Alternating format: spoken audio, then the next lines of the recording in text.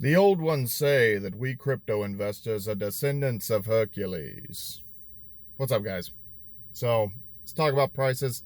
Let's talk about ways that you can earn crypto where you're not injecting more fiat in. Maybe you're spending a little bit of time and energy, or maybe doing stuff that you already have done in the past. Now, first and foremost, if you're surfing the web, then you should be probably using the Brave browser to earn basic attention tokens. You can, install this on all your devices, mobile, desktop, and, you can earn basic attention token. And I think that the value will kind of remain in whether you end up selling it and, getting some other crypto, Bitcoin, Litecoin, something else, or you stay with the basic attention token. I think that demand is being driven to it because I believe that when you advertise through the basic attention token or through the Brave browser, you have to pay with basic attention tokens. So I think everybody should probably be doing that at this time. It used to be really, really buggy, 3 years ago or something, but for the most part, it seems like the system is somewhat working now and becoming more established. And there are a lot of content creators who are kind of plugged into it. So that's one thing to look out for. Another thing, the energy community has been very, very, obviously they had a huge airdrop about a year and a half ago, which at the time of the airdrop was, worth around $300, depending on what round you were in, kind of thing. But that was a huge airdrop. But also, if you get in the Discord channel, the Energy Rain Discord channel, let's say you're already on there, and you can just, kind of say hi to the community, or how's it going, or, whatever. And then there's a bot that'll automatically like drop energy. So you can keep getting energy, and over time, let's say if you popped in there every day, you made it part of your daily regimen to kind of pop in there a little bit. Maybe you're at work, you're already on Discord, and you can pop in the Energy Rain area and get some energy. So that's one way. So the delegated proof of stake blogging chains, Steem, Hive, and Blurt. If you don't know what Blurt is, basically if you had a Steem account, then you ended up with Blurt. Same keys, same username. Same thing with Hive. If you checked out for a while, the Hive blockchain, basically, if you had a Steem account, you ended up with a Hive account. Now, the bad thing about that is obviously the energy, the economic energy, and all this time energy and stuff that people have put in really got fractured between these different chains. Everybody kind of jockeying for position, and the whole thing is kind of slipped. So I'm not saying to put money in those systems per se right now, but what you can do is maybe try to put some posts out there. It's going to be very hard to kind of garner much attention. I'm not going to lie, it's gotten a lot harder because even someone like myself that's been on Steem since mid 2016 have a following of like 5,500. It has been very, very hard to get any kind of attention. Usually I want to put up something on Steem, I'll get 8 or 9 cents out of it. Hive, I maybe get a little bit more. And Blur, I've only put up a couple posts. We'll kind of see how that happens. But a lot of people were kind of dumping their Blurred as they found out that they had any. And so the price has been sagging in comparison to Bitcoin. So again, I don't recommend putting money into that. And then, but let's just say you do get a little bit of money, you do introduce me post on those different chains. Now on Steem, you're supposed to be earning Tron as well alongside of the Steem that you're earning. There's something kind of goofy with the wallet right now. So some people are saying they had to log out and not use Steem keychain and put the keys directly in to the browser to get it to show up or whatever. So, but it'll be nice, if I'm earning a little bit of Tron there alongside the Steem, and then maybe, all the efforts won't be for nothing. I think that is a good way for them to promote it, because if you didn't know, Justin's son owns Steemit, Steemit.com. So, that's that at this point. Now, I think that other things, and again, I don't want to get too much into necessarily the rewards if you already have a bunch of money in, because that's like a whole different topic. If you ever already have a bunch of money in crypto and you want to try to go for these chains that have high staking rewards, or earn more off of what you already have in there. That's kind of a different topic. But one thing I want to touch on, it's like why, and this has been a gauge for like this crypto boom, because what we noticed in the last boom, the thing was is people like really gravitated towards these platforms that you could earn more crypto versus just ones that you're going to only get capital appreciation on. Obviously, Bitcoin and Litecoin, you're just going to get capital appreciation on of price increase, which obviously has been fruitful here lately.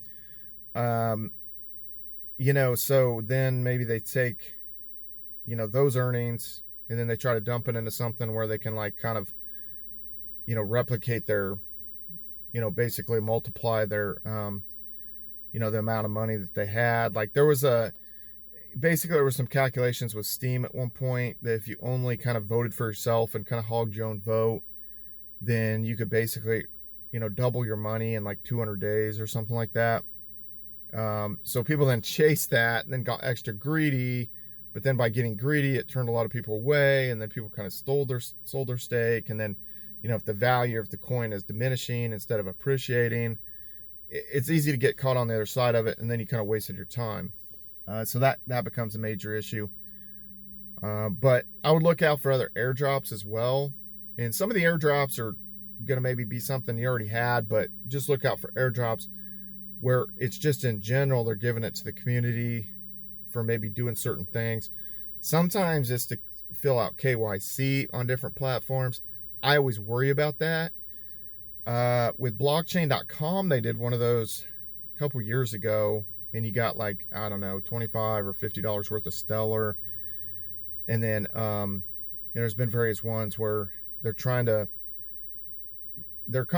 acquire more customers, and not necessarily that you had to buy something from there, but they wanted you to kind of sign up so that you're sort of like ready to buy. I've seen a few of those out there for a few platforms, but I would be very, very skeptical of putting your KYC information into too many platforms. And, you know, I would say trying to do different contests, you know, on different, maybe some of the blogging platforms. They're doing some giveaways and stuff like that. You can kind of look out for those, like on Steam or Hive. Very, very tough right now. I think a good gauge for crypto in general, because you gotta ask yourself, okay, when is this peak? You know, you can only go parabolic for so long for any of these, Bitcoin, Litecoin, anything. You can only sustain a parabolic move for so long. So when does it come down? And I think a couple things occur. People start getting very, very loose with their money, like that they've made it. They kind of like, you know, really kind of, and they want to use some of that money to give back to the community and kind of increase their following on different things like YouTube. We're not seeing as many of the giveaways as we did back in like 2017 yet. Now, let's just pretend like EOS went up to $50 a coin or something. Then I think we would see like a lot more giveaways. You know, just with any of these, I think, you know, let's just say Nano went up to, you know, even back up to its all-time high of like 37. I think we would see a lot more giveaways. Right now, people are still kind of sitting on some of these alts, and they don't want to give away too big of a stake right now when we could be in this kind of eternal bull run for another year or something like that. Who knows when it ends or really comes down and stuff, but it's only sustainable for so long. And I know we've done all the calculations where it's like, oh, well, if, you know, 5% of people own gold, buy into it, or 5% of, you know, the value of gold flows into it, or these different calculations, or if 10% of the world population owns some of it, or these different things, then the price can get pretty extreme. I mean, like $1 million of Bitcoin kind of thing. But right now we're not seeing a lot of people getting super loose with their money. Think about, let's say, like guys in the NFL or NBA. What do they do when they get a big contract?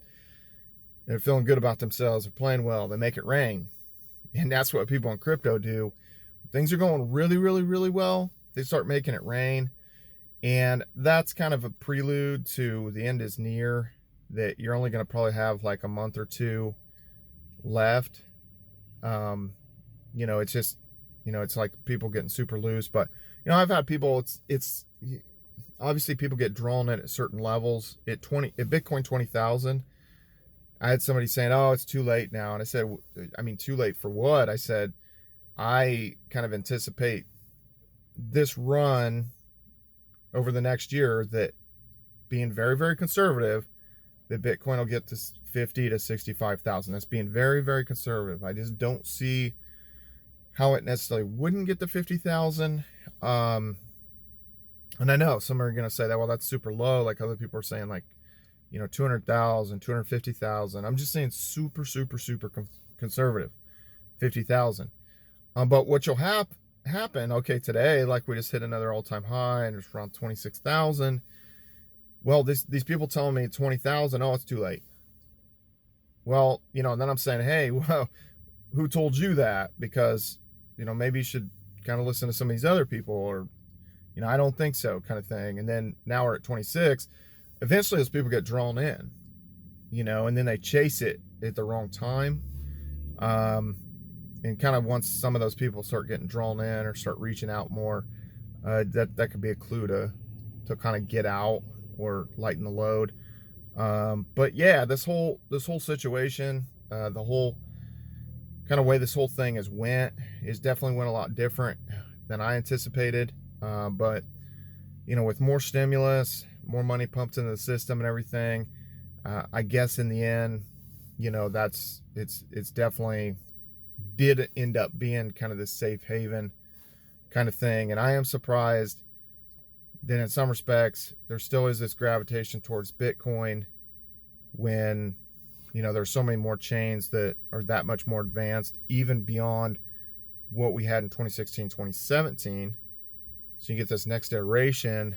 But then I'm kind of disappointed in the crypto community in some respects, in the fact that, I mean, we haven't really, in some respects, made that much progress. There's been progress, but then like nothing's been built on that progress. And what I consider to be actually some of the best progress, or one of the most important things in crypto, which is kind of the freedom of speech aspect and people's ability to kind of, you know, earn the crypto and kind of engage and kind of meet people around the world and stuff, this stuff that exists on Steam and Hive and that kind of stuff, that is kind of petered out.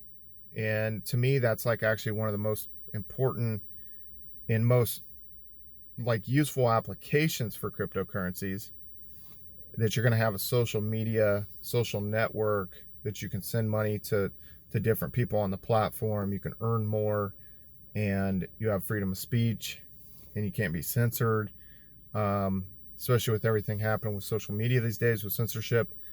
But then those have just kind of petered out. And then it's like, well, what's going on in crypto?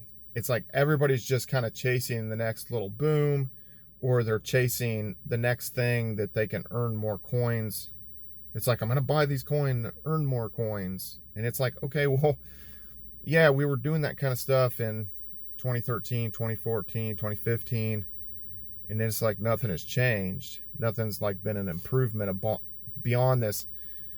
Almost like, I don't want to say it's like a marketing gimmick, but it almost like a lot of times feels like a marketing gimmick. You know, it's like, well, let's change this to, you know, where people can get staking rewards, and then more people kind of like chase after the carrot of the staking reward. And I'll say, like, one of the most important, this happened actually during kind of the initial lockdown in like March, April timeframe. I had a person asking me, like, they wanted me to like tell them more about Bitcoin and stuff. And I said something about it, and their reply, and this was like a non-technical person that's not in investing, he doesn't really know anything about that. And he said, well, you know, maybe it's just one of those things where you just earn more money. You just use it to earn more money. And that really, I got thinking about that more. I kind of took a step back from that and thought about that. And it's just like, well, I mean, it's essentially, that is what it is to whatever 98% of the people in it now. It's just this mechanism to sort of like earn more money. They're not into the philosophical kind of like, they don't think that the fiat dollar is going to go to zero. They don't think that these fiat currencies are going to like devalue themselves to zero. They don't look at it that way at all. They don't know that stuff. They don't look at that. They don't care about that. They just want to like jump on board of something, and then it like goes up real fast, and then they like sell it, and then they turn around and they get something new for it. They don't even care if they can remove, you know, the coins from the exchange. They don't care about the aspect that it's decentralized, any of this stuff. They just want to catch like a real quick ride and get in and get out.